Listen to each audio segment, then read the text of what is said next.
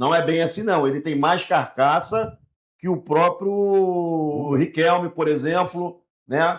O Wallace Davi tá ganhando carcaça agora, mas o Wallace Davi também era muito mais... Até seja, comparado ao Guga, que é o da posição, não é tão distante assim, não. Pois não é tão distante. Então, assim, de repente, é um moleque com esse shape do Júlio Fidelis, que eu tô falando. Melhor ele do que com o shape do Guga, porque eu vejo o Guga correr de calça jeans, tá? Eu vejo isso. Então, assim, mas o Pedro Lima já deu a opinião dele, de fato, a gente tem que ter calma. Mas ele não pode ser escanteado, ele tem que jogar hoje. Não, mas é o que a gente estava falando. Você tem um cara na base que é promissor, que o Fluminense tem a formação dele, que aí falando financeiramente, que é um cara que tem um valor de revenda, então tem que ter exposição, tem que mostrar que está jogando, para você renovar contrato de jogadores que já estão em fim de carreira e o outro que não está em fim de carreira, mas nunca mostrou um potencial absurdo em lugar nenhum. É um bom para compor elenco. Mas você botar o Fidelis fora do banco reserva para um Guga ficar no banco, isso é uma falta de respeito com o Xerém. É um cara que tem potencial para ser sim titular do Fluminense. Minha opinião do nome, ó, que tá aqui embaixo escrito, tá? Pra ninguém brigar com a gente. É isso, galera. Até porque, ô Pablo, no Charla Podcast, o Matheus Montenegro tenta justificar a renovação com o Guga. Ah, mas o Guga ganhou títulos, fez bons jogos, fez jogos importantes. Gratidão, né? Não fez. O Guga não fez jogos para poder renovar por 4 anos e aumentar e reajustar salário, não. Não fez. É só analisar friamente. Um jogo outro. Mas ele fez... ele fez uma grande partida contra o Vasco. Tem espasmo, né? Até aí, mas tudo bem. Agora você chegar... 4x1. Final 4x1 e jogo contra o Vasco. Mas aí já são 2 anos atrás. Então, assim, para justificar essa renovação no passado, para mim não tem justificativa. Até porque você vê um moleque surgindo da maneira que surgiu, um lateral direito, isso tem que ser valorizado, tem que acreditar. Então, Pablo, assim, não tem justificativa para vir te ver Fidelis escanteado. Nem no banco o garoto ficava. Então, assim, não tem por que ele ser escanteado para a gente estar assistindo o Guga.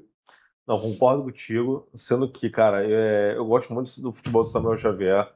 Cara, o Samuel Xavier, eu acho que contribui muito pro time do Fluminense. Não, mas a gente não tá falando de titularidade, não, tá? Eu sei, tá falando de pegar um banco, pelo menos. Não, eu sei, você tá falando, você comentou aí, que talvez ele substituiu o Samuel. E não sei... Não, mas Samuel não joga agora quem entra. Não, beleza. Mas ó, com relação à titularidade... Acho que ainda falta um caminhozinho para ele poder ganhar experiência e tal. Concordo contigo. Entendeu? Sim. O Samuel, cara, por mais que lá, tá passando os anos, claro, o jogador foi com mais idade, mas um jogador que contribui muito pro lado ofensivo, deu muito certo com áreas ali na época da Libertadores. Ele consegue fazer boas entradas na diagonal ali, bons cruzamentos. É um cara que tem muita raça ali, ofensividade bastante. Mas é um cara que depende hoje em dia de um Canóbio junto com ele pra fazer a parte ofensiva. Não, mas você vê, olha só, ele pode até depender do Canóbio mais. Mas, cara, você tira o Canóbio, na verdade, ele dá um gás ali pra não ficar o buraco nas costas. Não ficar o buraco. Não colocar mais responsabilidade por cima do Samuel Xavier. Qualquer ponta tem que marcar. Então, se você vê, dependente quando o Samuel não joga, cara, o time fica muito lento na saída. Na saída. Né? Então, mas quando o Samuel não joga, quem joga? Entendeu? Aí, vamos lá. Aí eu concordo com você. Então, pronto, esse é o ponto. O Fidelis tem que entrar. Esse é o ponto. Entendeu? Esse é o ponto. Agora, falta um caminho ainda. Acho que, não achei a renovação com o Samuel Xavier. Cara, acho que tá um tempo certo. A minha contestação de renovação... 4 anos? Ele tá com 35. A renovação do Samuel, ao meu ver, Pablo, é o seguinte, é um cara que já tinha contrato até final de 26. Aí é um cara que, antes de terminar um ano ainda de contrato de um cara mais velho, que concordo que o jogadorzaço, sou fã, mas você já renovar mais um ano, num cara que vai ter mais uma temporada com uma certa idade... Podia também fazer uma renovação de um ano, dependendo de algumas metas... Não, é um cara que eu digo assim, ao longo de meta. Ele ainda tinha uma temporada pela frente. Ao longo desse ano. Ano passado. Só para lembrar, foi com Keno, foi com Ganso, foi com Cano, foi com Guga e agora com o Samuel Xavier. Tá? Não é um ou outro, não. Mas de todos esses que você falou aí, o Samuel tem mais condição. Agora eu concordo plenamente, assim, que ele já tem um contrato, mantém até 26. O problema não foi renovar com o Guga, o problema foi renovar com 4 anos com o Guga. O Samuel é um cara que você pega o começo do ano, pega um carioca, brasileiro, tá indo bem, um cara que merece mais uma temporada. E foi a temporada melhor dele, pra mim, foi a do ano passado. O Samuel Xavier jogou muita bola, tá? Tudo bem que ele jogou mal nesses 2 jogos com o Vasco, muito do primeiro por causa da ausência do Canóbio, como você bem falou aí, que o Canóbio ajuda mesmo. Hoje em dia o ponta tem que ajudar. Agora, quanto ao Fidelis, eu sempre falo que ele desses moleques da base é o mais pronto, pra mim. para ser a titular. Agora, daí a ser titular, eu acho que vai ter que talvez aí mais uns 6 meses, 7 meses jogando aí, mas entrando, né? Ele tem que entrar. Né? Porque ele ainda, para mim, ele ainda é um pouco afoito, né? Porque a coisa é normal de garoto. Moleque, inclusive, o Arana foi muito bem na entrevista ontem, ele falando, moleque que corre demais, na hora que segurar uma bola, não segura, então tem muito a evoluir. Mas eu acho o Fidelis, desses moleques todos que entraram ontem aí... É o mais preparado. É o mais preparado e talvez seja o mais talentoso, né? Não sei se a gente vai falar do Riquelme Felipe ainda. Claro, então, Márcio, tá tudo destrinchado aqui. Então, já minha opinião pelo Fidelis. Então, já que você está falando aí do próximo que a gente vai falar aqui, a gente vai falar do Agner, né? Agner que foi emprestado para o Palmeiras um período, né? A torcida até ficou meio assim, mas o cara é muito novo para sair e tal, mas eu acho que o Agner teve uma boa experiência no Palmeiras e ontem ele dá entrevista, ainda bem que eu voltei a tempo. E o Agner ontem, quando entrou no lugar do Lescano, de fato, o Agner fez uma boa partida. Ele já começa a fazer aquele rebuliço ali no meio de campo, vir buscar jogadas e criar jogadas, inclusive saiu até a jogada de Xerém ali no terceiro gol, que começa com o Agner, no segundo gol. Quando começa com o Agner, vai lá no Matheus Reis, volta para o Agner, que rola para o JK e o Fluminense faz o gol da virada. O Agner entrou bem para você, o Márcio? Entrou. Eu achei até engraçado. Assim, o pessoal falou muito que o Lescano jogou bem. O Lescano ontem, ele não participou muito do jogo. Ele fez o gol, teve uma finalização de cabeça e teve uma outra finalização. A gente estava até comentando aqui em que posição que ele entrou ontem, né? Ele entrou naquela posição de aquele meio atacante antigo, tipo o Thiago Neves e tal. Aquele ponta de lança que chega para bater e tal.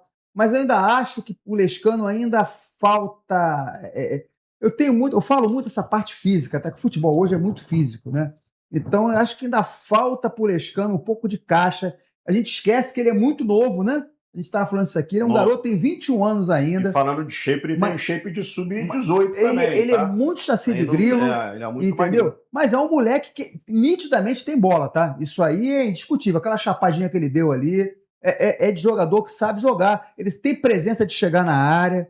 Então, assim, eu acho que o Lescano talvez não seja ainda para esse ano, né? Porque, infelizmente, a gente só vê esses garotos no início do estadual, né? A gente então, depois você concorda que o Renato falava, que o Mano falava? Concordo. Porque assim, passou na mão de 3 treinadores. O Lavega. Aliás, o Lavega estreou contra o Curitiba, só falando essa observação. Inclusive, o Laranja, que faz sempre aqueles compactos. A Vega nada fez, tá? Nada fez no Curitiba. Então, menos. Agora, o nosso amigo, o garoto, o Agner, achei muito bem. Achei que entrou até melhor do que o próprio Lescano no jogo. Eu também concordo. E é um jogador tá mais inteiro, né? Jaime, o Agner ele veio mais buscar, veio fazer o papel de meia mesmo, buscar o jogo ali, organizar a saída de bola no meio campo, porque estava no deserto, porque o Lescano foi muito adiantado, a gente vai falar do Lescano depois, o Lescano fez um buraco no 2 ou 3 finalizações, mas ele estava muito adiantado, não fez esse papel da criação. Então, como ficou o Otávio mais adiantado e o Wallace Davi mais preso ali, ficou um espaço ali e o Fluminense não conseguiu criar. Já quando o Agner entra, ele já faz essa criação de meia. Sim. O Wallace Davi, assim, como a gente estava falando, uma pena, né? Um bom volante, como a gente também vai ressaltar, muita coisa evoluiu, mas tem potencial. Ele ser tirado da posição dele para manter o Otávio, que, mais uma vez, é ridículo ter um cara desse no elenco, minha opinião. Muito fraco. Mas, assim, nesse posicionamento, o Lavega bem adiantado, né? Fazendo infiltração, mas realmente com um buraco de alguém para armar. O Agner entra, cumpre esse buraco ali e começa a melhorar o meio de campo do time. O pessoal até aqui no chat estava comentando que houve um buraco no meio de campo. Eu concordo. Depois dessa troca, começou a melhorar. Meu Deus, esqueci o nome do volante, do volantinho novinho aí, o Calção. O Wallace Davi, ele não saiu, né? Ele foi para a posição dele quando... Sim, trocou, foi para trás. Você vê como é que o meio campo melhorou. O time ficou mais vertical. Pois é, cara. Pois é, o nosso Pedro Lima está falando o seguinte, que Fita, ele não está escanteado, mas tem que encorpar. Bem ou mal, Guga encarou o final Fla-Flu e Boca. 4 anos eu reconheço que é muito. Então, o Pedro Lima, eu concordo, só que você está falando aqui de 23... Não, a justificativa do Guga que ele usou é de 2023, meu amigo, já estamos em 26.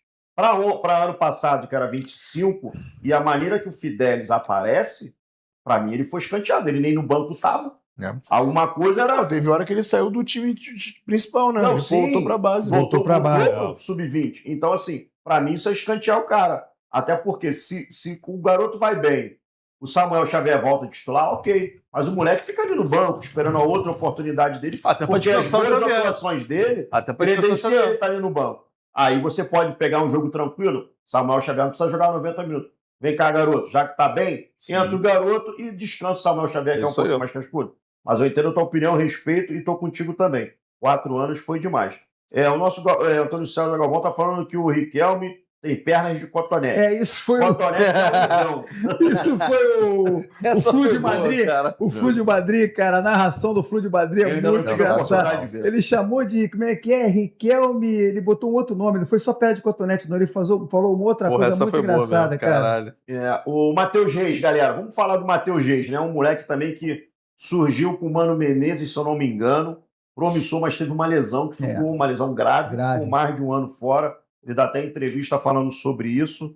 E é importante essa volta do Matheus Reis, né? Já está um tempinho recuperado, jogou alguns jogos do Sub-20.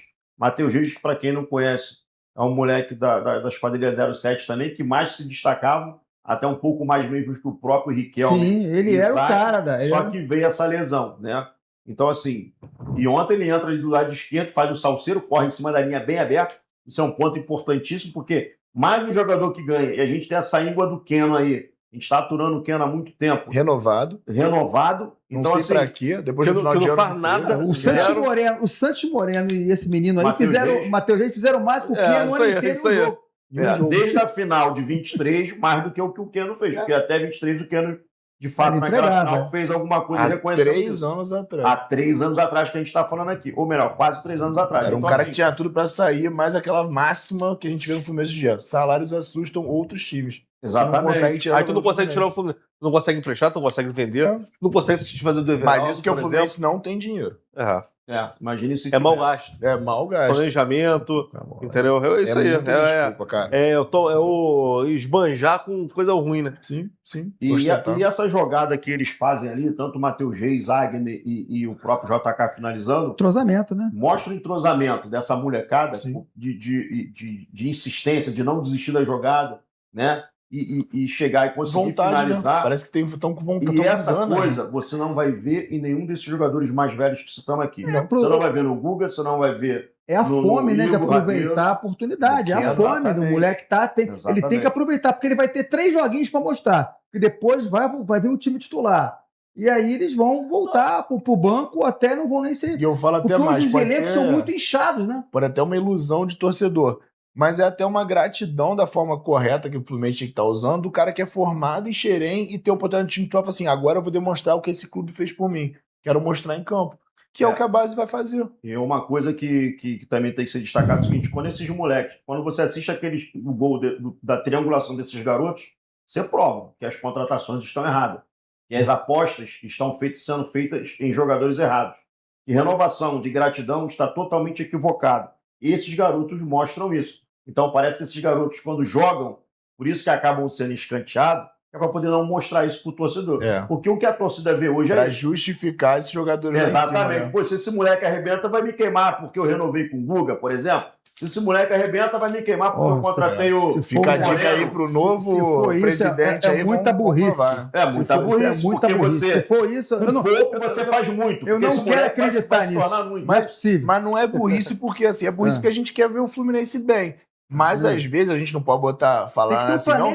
Tem alguém lá por trás ganhando alguma coisa mais com isso. Tem que ter um planejamento. Como já queimou muitos. Tem que ter um planejamento. É claro que não vai dar para usar todos, mas você pelo menos ali, uns 2 desses aí que jogaram ontem, você pode aproveitar. Exatamente isso. O Wallace Davi, muito voluntarioso, porém, jogou fora da posição. Fora da posição. Mas assim, o Wallace Davi a gente já viu jogando, a gente sabe o potencial que ele tem. Sim. É aquele volante que joga de cabeça erguida. Você vê que ele não dá passe pro lado, tá? Ele é passe vertical. Também é um moleque que, de certa forma, essa não vinda do Savarino tem esse lado positivo do menino do Wallace Davi o André 2.0, né? Entendeu? O André não foi e se revelou aqui, pode ser até melhor que o André, rapaz. Não, eu digo no sentido de ia pro Botafogo, acabou melando e o André virou aquilo tudo. Olha, vai ser a mesma história, né? Pode ser até mais jogador do que o André. Abençoado o Hudson que se machucou. Entendeu? Nunca vou esquecer desse cara. Isso aí pode ser até esse porcaria que botou na justiça, né? Mas se ele não se machuca, o André tinha ido embora. Sim. Tinha. 0,800. Devastador. E eu vou falar uma coisa só para complementar o que o Márcio falou, é que a gente sabe que o scout do Fluminense é muito esquisito em algumas temporadas. O scout de Botafogo não é, não. Se o Botafogo queria o Wallace Davi, é porque tem potencial aí. O scout do Botafogo é profissional, o nosso é amador. E o que você entende é que provavelmente o scout do Fluminense é o mesmo que era o presidente, que era o diretor de futebol, que era diretor daquilo, que agora é diretor de novo. E por falar em scout, só uma abre aspas. Vocês vão ver o próximo. Quem vai estar à frente do. Já está, né? Mas vai ser oficializado essa semana. Amanhã. Quem será? O que acontece é o seguinte. Mas isso nunca foi escondido, não, tá? Não, óbvio que não. Sempre foi. Vai ser oficializado. Calma que a gente vai falar disso. E o que fica claro, Jaime, é o seguinte: o Galo queria alguns jogadores da base. Né? O Botafogo quer jogador da base, entre outros jogadores. Tem um time aqui no Rio que ganha muita coisa hoje em dia com vários jogadores da base. O Galo queria porcentagem em venda. Sim, queria, beleza. Mas estava de olho na base ou não estava? Mas é jogador da base. Os outros valorizam a base mais do que nós mesmos. Entendeu? Né? Então, assim, é isso que preocupa no Fluminense. Galera, vamos agora falar das estreias, né? A gente está falando aqui do Gêmeos, que foi contratado com uma grande aposta, fez um baita campeonato no Mirassol. Mas eu vou falar uma coisa para vocês. O pouco que eu vi do Gêmeos jogar ontem mostra que ele saca de futebol, tem técnica, qualidade e visão de jogo. Isso pode se desenvolver ainda mais no Fluminense? Pode. E deve, porque ele